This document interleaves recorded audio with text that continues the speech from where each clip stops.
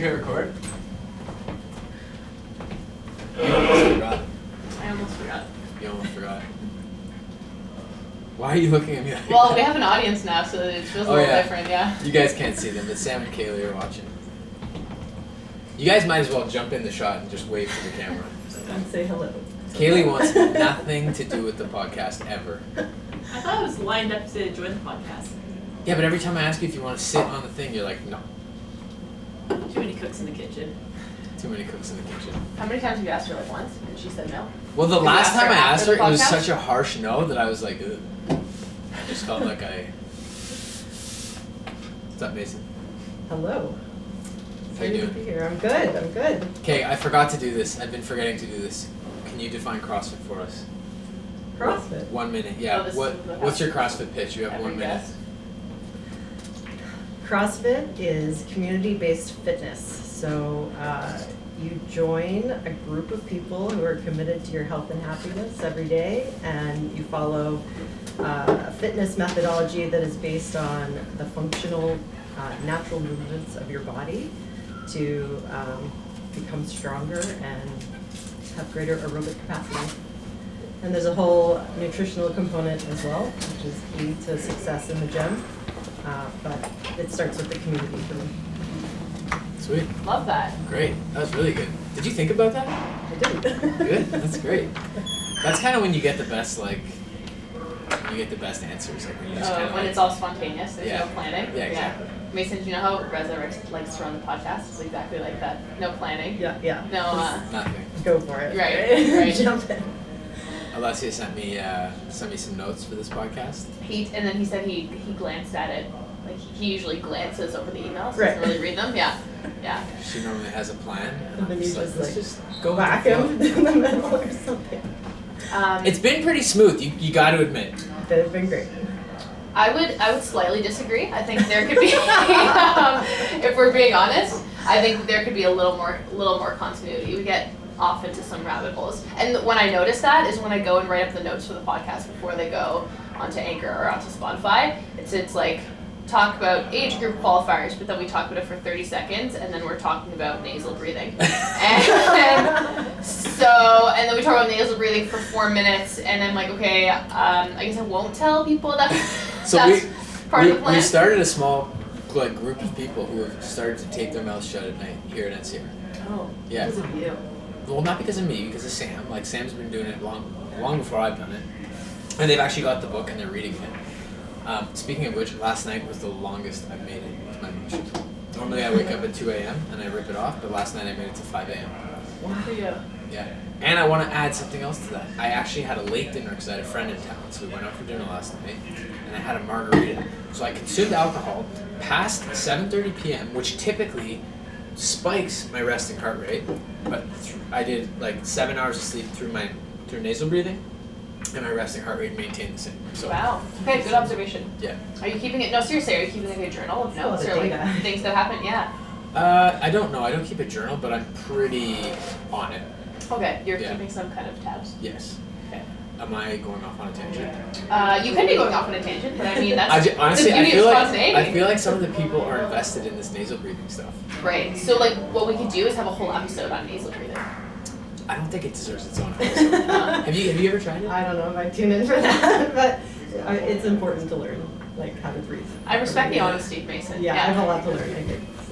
Just tape your mouth shut. Yeah. Tape your mouth shut. So back to our guest of Yes, honor. guest of honor. Mason, you want to introduce yourself and introduce your role at Forging Youth Resilience? Sure. Mason Alberts, and I became Executive Director of Forging Youth Resilience in January. So I'm excited to tell you guys about that. But I've been here at CrossFit NCR for 4 years. Yeah. Longtime member. Yeah, I think so. Do you remember what your first class was like at NCR? Oh, man, I sure do. Okay, I want to hear it. I walked in here after checking out the website, so nervous. I was 5 months pregnant, and I was like, these people are gonna laugh me out of the box. Oh my You were god. pregnant with Leo, With Darcy. Darcy, Yeah. yeah. Because that was when we like started the mommy in your class, right? Yeah. And that was like, I walked into the class and it was like mostly moms, and there were kids everywhere, and you know, we did have to do junkyard dog for the warm up, which is really disappointing. That is the worst. But I'm so sorry about I that. haven't done that in years. it was a great first class, and yeah, never looked back. Sweet. Yeah. Who was the coach? It was Pete. Pete. Nice. Yeah. You were at you were at Bytown before, right? Am I mistaken, or did you try it? We checked it out. Like actually, I never did a class there, but my husband had gone in to like suss it out and find a box for me. He came up before I did, and so. But yeah, after doing some research, this is where I did. Got it up here. Yeah.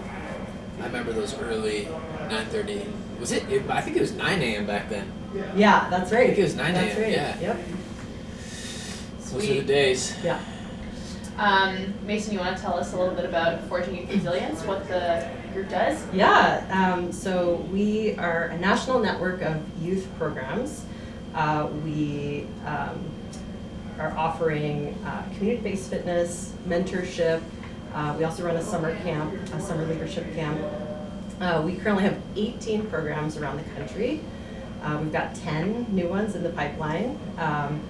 And basically each program has the autonomy to sort of run the way they see fit and based on the community needs. But we are serving youth who would not otherwise have access to these types of fitness programs. Most of our programs are housed within CrossFit affiliates. So they are running Forging Youth Resilience classes, 2 days a week, 4 days a week. Some run them every day. So that's one model, is that they would have a standalone class for the program. Another model is a box that has a CrossFit Kids class, and then they offer a few scholarship spots. And then sort of the third model, which is kind of how this whole nonprofit started, is somebody will pack up the CrossFit equipment and they will go to where the kids are. So we're serving kids who are in foster care facilities, juvenile detention facilities, or just like a boys and girls club type setting. So we'll go to where the kids are in many of the communities that we serve. That's awesome. Yeah. And is that what geographical context? It's Canada and in the States as well? We're just in the U.S. right now. Okay. We have talked to some partners here, so you guys definitely have a different sort of setup in terms of how a nonprofit operates within the tax code and all of that. And so part of the model, we have a hub and spoke model. So I am the leader of the national office. We're a team of 4 at the national level. The whole rest of the operation is volunteers. So there's volunteers that run all of the 18 local clubs. But our job at the national level is to make sure that the programs are efficient, that they're safe, and to provide a number of supports. Everything from dealing with filing taxes, setting up a bank account, all the marketing, and just connecting the clubs to one another, because there's so much learning at this point. We've been around since 2007, so we can help someone who wants to start up a youth program do it in the best way with the best outcomes. So yeah, that's the role that's the model that has worked so far. And if you think about the number of CrossFit boxes across the United States and the potential for growth here, because we are such an efficient model, and we've just got like this small group of employees, and then this huge volunteer network, we could grow really quickly. So. And do you guys have you guys worked with CrossFit in terms of like, I mean, you mentioned there's 10 new down the pipeline, like that's almost, what is that, like almost 30% increase. Yeah. So have you guys like been working with CrossFit and their new leadership team to kind of get the ball going a little bit faster? Yeah. So we're just working with CrossFit mostly to get the word out, and they've been enormously helpful in giving us opportunities to talk about our work, to talk about FIRE. That's our acronym. So, for instance, through the CrossFit Foundation, we're going to have a booth at the games coming up. So, if you're going to be at the games, please come talk to us. But CrossFit also helps us provide certifications for our coaches. So we need all our coaches to have an L1, and then we need. Is that through the scholarship program? Yeah. So that kind of depends. Sometimes we will pay for them to go and do that. Other times we can kind of get one of our volunteers into a scholarship L1. Cool. And then CrossFit also runs L1 scholarship programs for our youth athletes as well. So once they kind of get to that point in their training where they're ready to do the L1, that's been a huge success as well. That's really cool. Yeah, that's it's an amazing organization. Formerly known as Steve's Club, right? That's right. Did that change happen before or after you came on? That was before me. So Steve started this up in Camden, New Jersey in 2007. He put the equipment in the back of his car and he went to find some youth that were in the most dangerous neighborhood in the United States and got them going training. And in 2010 it became a national organization, so we started that hub and spoke model, and then just in the last year we've rebranded, and I think the new brand reflects a lot of change, but mostly it's about having a brand that really connects with the youth that we serve. So we want them to be excited by the whole premise of the organization, and we've got cool brands and logos and gear and all that stuff, and I think it's just a brand that resonates with the teens that we're serving. Cool.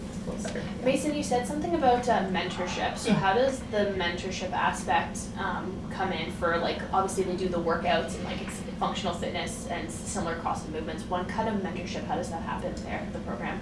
Yeah, I think part of it is just by providing a setting that is inclusive, accepting. We're meeting our athletes where they're at emotionally, physically, in all ways, and they get to come to that space every day and feel safe and feel accepted and all of those things. And then they've got a coach who's now in their corner, setting high expectations, but also checking in with them every day before these workouts to see where they're at.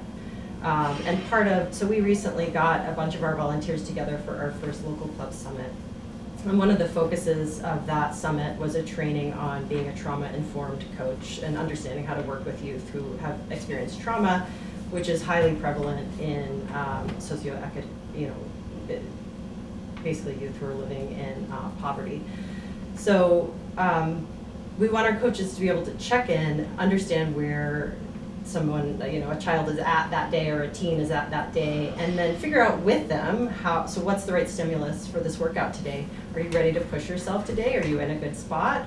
Or do we need to kind of scale and modify and figure out how to just get you a good workout and give you some space to think and just kind of blow off some steam? Is that what the goal is for today? So that's kind of the process that we're going through. And what is so important and that we stress with our coaches is that continuity is key. So that is such an important component of mentorship, is just to have an adult in the child's life who is consistent, who's going to be there week after week, year after year, and just to develop that relationship. And from there it really turns into, okay, I'm 17, 18 years old, I'm thinking about what I'm going to do after high school. And I have not just the coach, but other members of these boxes who might have an internship available, who might have a job available. And so that's when, that's kind of the magic of hosting this within a CrossFit community where there's so many people who can get invested in the program. We're really excited about helping these youth connect with opportunity. That's awesome. I think that the trauma-informed perspective specifically obviously really interests me. Yeah. But also building this kind of network and, like you said, meeting kids where they are, like both physically and emotionally. And I think that really speaks to the pillars of CrossFit, which are like this inclusivity and constantly or infinitely scalable, and that anybody can do it. And so we think of those, or like maybe we just think of them like our gym setting as movement based, but they're on so many other levels, on like emotional and community based. So I love that. That's really cool. Thanks. Yeah. I have a question in it. It's not on the script, I don't think. But like, I'm just listening to you talk, and it all sounds like really awesome stuff. And like, I'm just curious to know, like, at what point, and feel free to like go on a tangent here, but like, at what point in your life did you decide that like this is what you want to do? Like, what led you down this path? Yeah. It is on the script. Yeah. This is why I don't need a script. You're just so good. You're so good. There's two main reasons that this organization was like an absolute dream job.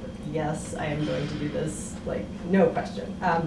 So the first is obviously my love for CrossFit and the CrossFit community, and because of my husband's job, we move every few years, and in every city that we've landed, I have pretty instantly found a box with a community that is like my people. And so I'm so thankful to that. I want to give back to that and continue to build that community. So that's one aspect. The other aspect is growing up, ballet was a huge part of my childhood. My mom signed me up for a ballet class at the YMCA when I was 6. And she's sitting in the lobby, and like all the other kids come out, find their moms and leave. My mom's like looking around, where am I? She goes downstairs to the ballet studio, and the teacher is there with me, and she says to my mom, look, your child doesn't belong here. Mason needs to be in a professional studio. So it's pretty awesome. But so we found a ballet studio near the house. I started training, and became a big part of my life. When I was 8 years old, my father was diagnosed with leukemia and went through chemotherapy. He was an early patient of bone marrow transplant, but ultimately he did pass away right when I turned 9. Sorry to hear that. Yeah, and you know, it was a tough period, obviously, trying to figure things out at that age and try to figure out how to grieve and, you know, understand that like the person I was most like in the whole world was no longer here. And so ballet, somehow my mom continued, like I don't think I missed a single ballet class. Like she just kept going, you know? And ballet became the place for me where I could be happy and I could take my mind off of the grief that was in my life, the sadness, and, you know, just like throw myself into studying the technique, feeling, you know, learning about the music and being with friends too. Like there's, you know, so many of my good friends came from those experiences. And so that was a huge part of my childhood. I ultimately like went on to have a professional career, which is kind of neither here nor there, because it would have played the same function in my sort of mental health and emotional life, even if that hadn't happened. But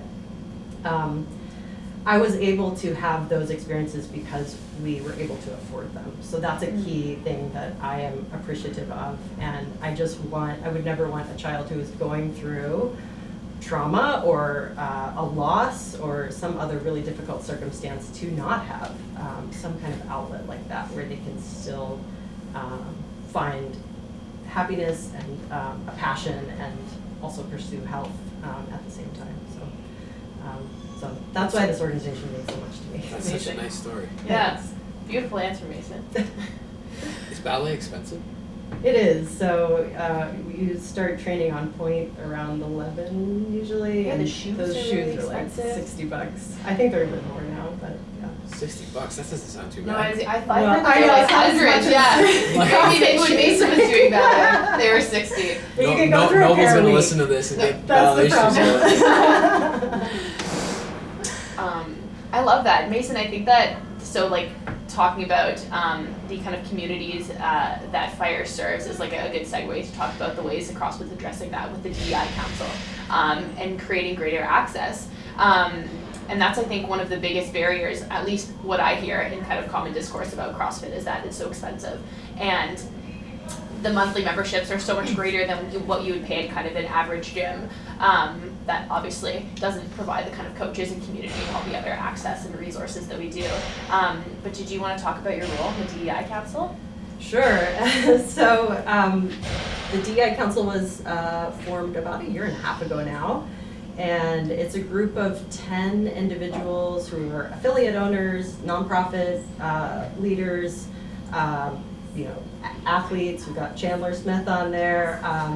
And our goal is really to just be consultative to CrossFit headquarters in terms of how we can solve this access problem. It's also, you know, I want to be clear that it is about the affiliates and getting more people to walk into a CrossFit box. there's a whole other thing going on with the nonprofits in the CrossFit space, right? And so there's a couple of ways to kind of address the same problem, and both. There's just a lot going on right now to bring new communities into the CrossFit space.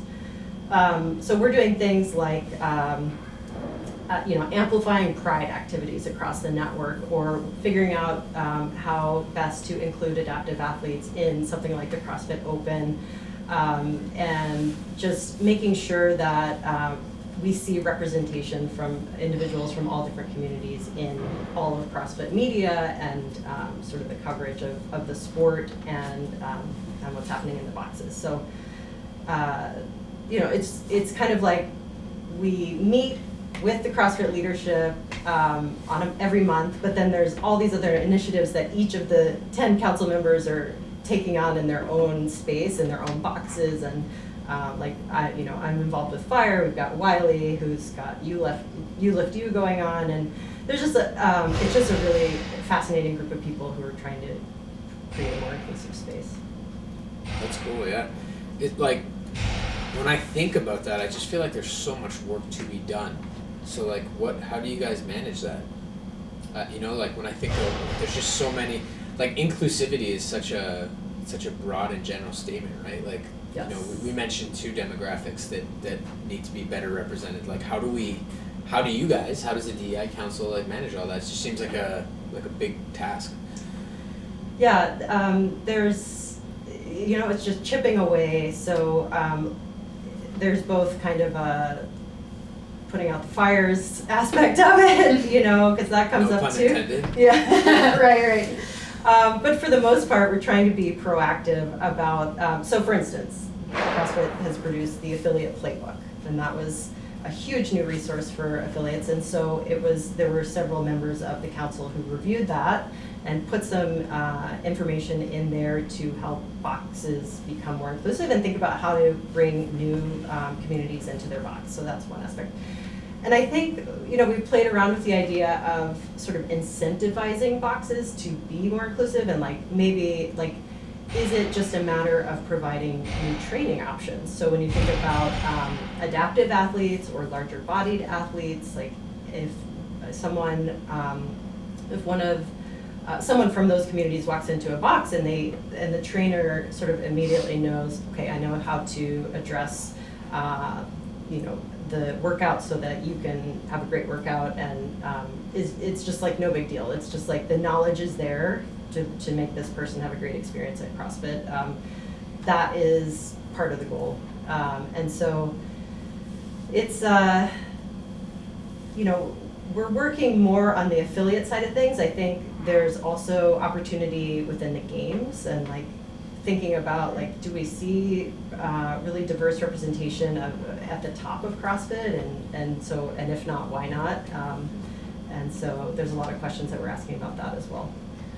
I think doing the work with affiliates is awesome. I've done a little bit of research into CrossFit, and some of the literature says that one of the issues of CrossFit is that it's decentralized leadership. So, we know it's a little bit more complicated than that, but basically their understanding is that there's Rosa and the head CrossFit HQ, and their understanding is you pay your affiliate fee and you can do whatever you want. Yeah. And you can run CrossFit gyms however you want, which has some truth. I'm sure we've all been to some CrossFit gyms that feel very different from the ones that we are. I know I have. Not every box feels like NCR, because they all have their own ways of leading a gym.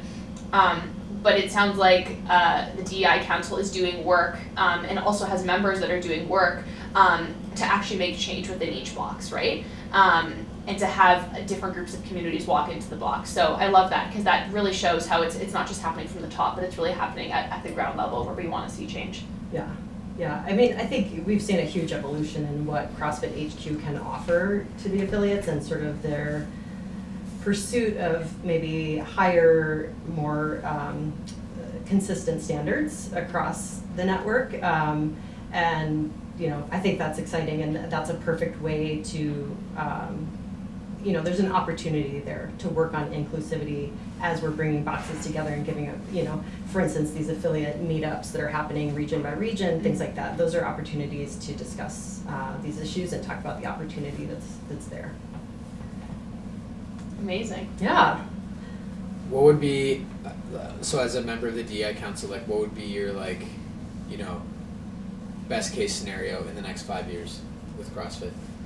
Like how you guys say you guys are like chipping away, like what is like the most prevalent thing? Like what is the top of the, or the, yeah. Yeah, so it's a little tricky to me to even contemplate this, but we have to remember CrossFit is global. And obviously we're sitting in Canada, right? Right. So that's top of mind. And so I know Elaine is thinking about this and talking to the leadership about like how we take this global. But that's going to happen in the next 5 years. We have to think about how to think about diversity and inclusion globally. Yeah, let me just, sorry to cut you off. Yeah. Like, how do you do that globally? Because like, it's That's funny. part of the work, I guess. Right? I was going off on a tangent the other day about how like society has become so inclusive, yet we still shut down for Catholic holidays, Yeah. right? And then but then someone's like, yeah, but in the Middle East, Sundays are a no-go. You can't do anything on a Sunday in the Middle East. So I'm just like trying to wrap my head around, how does something like the DEI Council like make that go global with something like that? Yeah. I don't know if we're gonna weigh in on that specifically, but yeah, like you don't have to. No, it's just it's each country, each region has its own inclusivity issues, right? And so it's going to be on a case by case. Let's meet the affiliates where they're at and understand what they're struggling with. But I think if you go back to sort of, if we just understand that this is a priority for CrossFit, both for as a moral imperative, as a business strategy as well, and I don't think there's any reason to apologize for that. And then we are pumping out resources to help affiliate owners and coaches be better equipped to be inclusive. I think that's going to be successful anywhere we apply it. I agree. Yeah, totally. What assuming other affiliate owners listen to this, what can a gym do, or like what can members of a community do to be more inclusive? Like what, if you were, what would you tell them? Yeah. How to get involved with the DEI Council? Is there any space for that?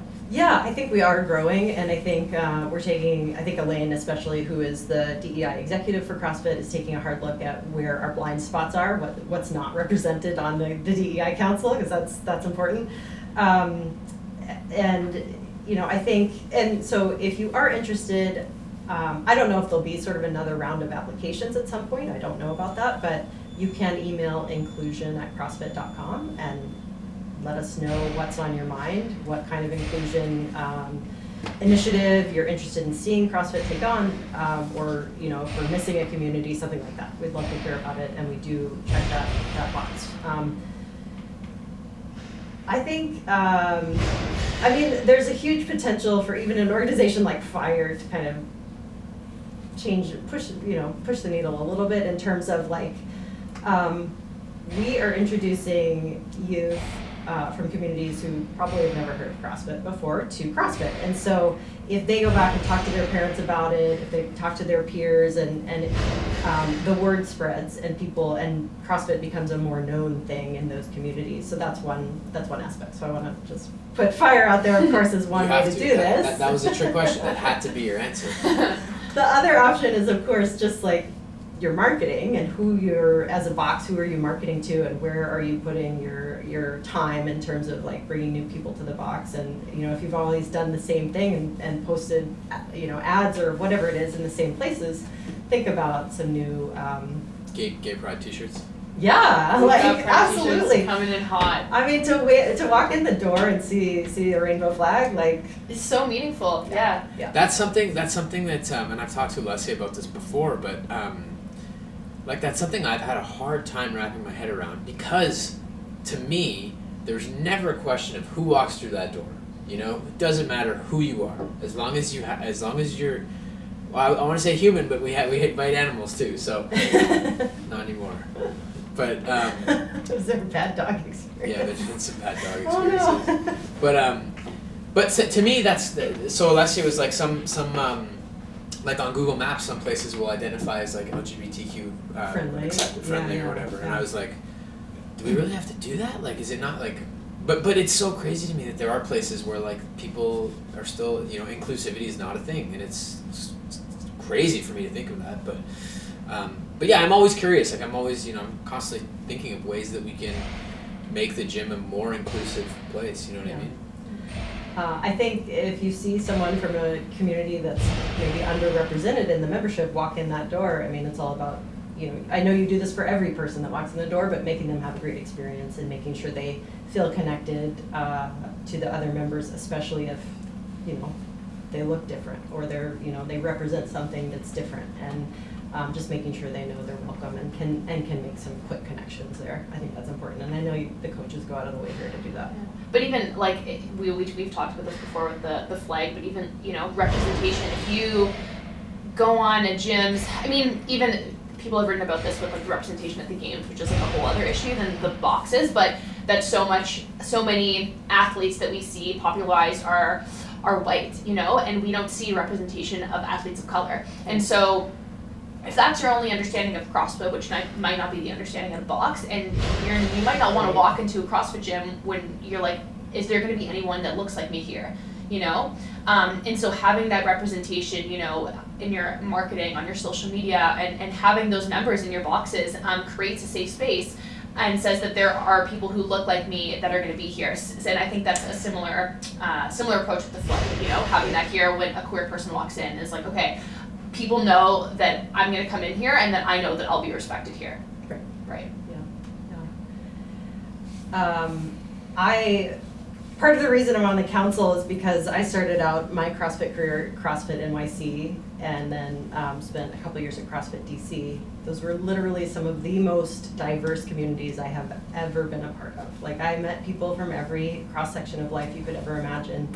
And so when the whole thing happened, we were trying nothing, but I'm not gonna, no. When the council put out this call to action, I was like, sign me up, because I know that this can be the most diverse, inclusive place in a person's life. And so if there's boxes that are struggling to create that kind of a community, I want to help, you know, because it's just been like transforming for me. You lived in DC? Yeah. Okay, cool. I learned a friend of mine's from DC, which is part of the reason why I went out late last night, because my friend's visiting. Cool. And he's a pediatrician in DC, and he's actually doing, I don't know, he's writing a paper, his research paper. Like he's a pediatrician in the emerge department, and his paper is about gun violence in youth. Yep. And how many kids he treats who are like victims of a shooting. And it's crazy to me. And then we kept talking, and I didn't know this, but citizens of DC pay taxes, but they're not recognized as a state. They don't get a vote. Yeah. Crazy. It's crazy, and every year they try to change it, and it hasn't. It's getting closer and closer to passing. But Yeah. it's a complicated thing, but yeah. Could lead to a tangent if we talk.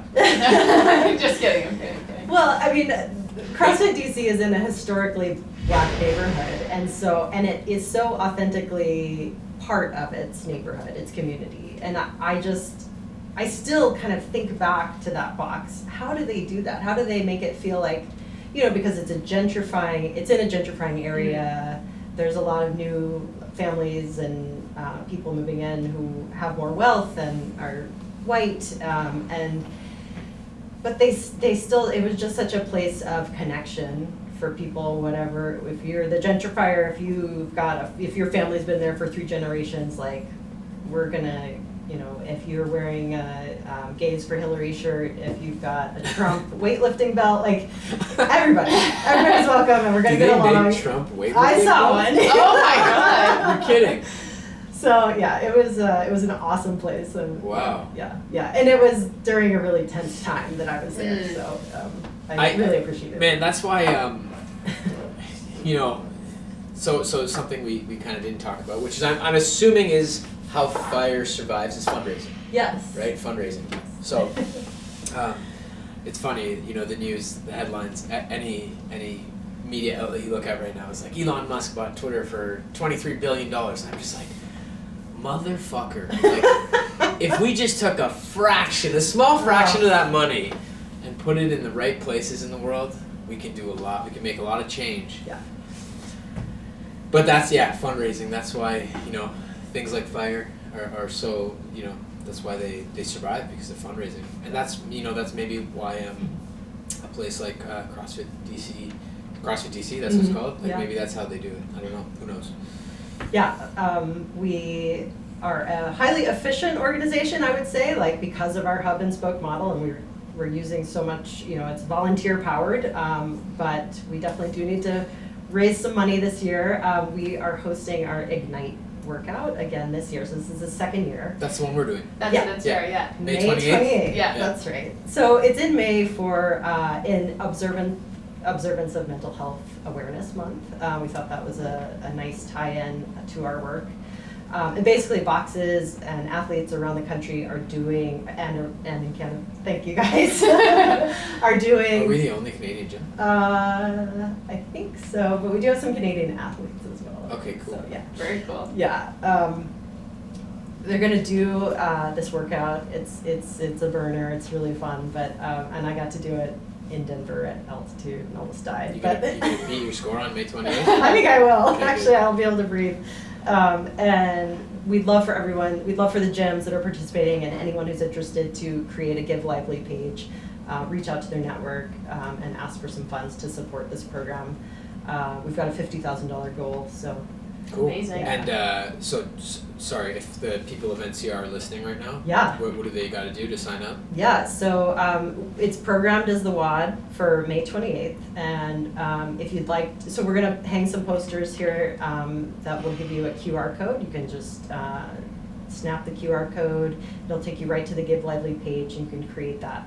And then that's a tool to like Great. send it out to your network and let everyone know. And sort of the idea is that they would sponsor you to do this workout, and we'd love for you to videotape. So there's a max lift at the end after the 21:59. Then there's a max lift complex.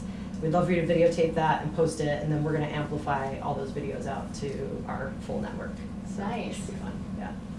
I should be able to touch a barbell by then. Nice. You should be Okay, fully good. recovered, yeah. It's on a Saturday program, which is gonna be super fun, Good. and I think it'll be a cool atmosphere at NCR. Nice. It'll be 2 weeks after the Christmas party. Yeah, We'll have- everybody might be recovered. We're covered by then, yeah, for some thrusters and burpees. Yeah. We're excited. We've got an event in Boston on May 7th. So Amanda Barnhart and Chandler Smith are going to do the workout. Oh, cool. We are in the process of opening another fire club in Boston, and it's going to be hosted by or housed within the Phoenix there. So that is That's really cool. yeah, it's a cool partnership between two CrossFit nonprofits. So yeah, we're excited about that. That's great. Well, I mean, there's no doubt in my mind that, since we'll call it the change, CrossFit is heading in the right direction on many platforms. So thanks for being a part of that. Yeah, my pleasure. It's been awesome work. Great. Thanks for having me on, guys. No problem. Mason, anything else you want to say we haven't talked about? So I did want to highlight CF Indigenous. So they are a group here in Canada that is working to bring CrossFit to Indigenous spaces. And there's a whole really cool model where if someone has diabetes or they're dealing with chronic disease, there is funding for them to get medical help, and the idea is that maybe they could apply that to a CrossFit membership. But first we have to make sure CrossFit is available to them. So Roger, who heads up the group, is setting up an L1 weekend on the East Coast and on the West Coast. That's the first one's coming up May 14th, 15th. So if you are an Indigenous person and you are interested in getting your L1, please reach out to me, and I'd be happy to connect you. And the idea is that we would then have Indigenous coaches who could go onto these into these communities and provide CrossFit coaching. So it's a really important initiative. Drop your email address. Yeah, well, I'm Mason at forgingyouth.org is the best place to reach me. Great. We can put that up in the notes as well too. So Thank people you. have that. Okay. Yeah. Great. Thanks for coming on, Mason. Yeah, my pleasure. Thanks, guys. Thanks for being an awesome CrossFit box. I really can't believe how lucky I've been to train here. Oh, amazing. It's people like you that make us who we are. The community. Yeah. All right, sweet. It's a wrap. Good. See you next time. Okay.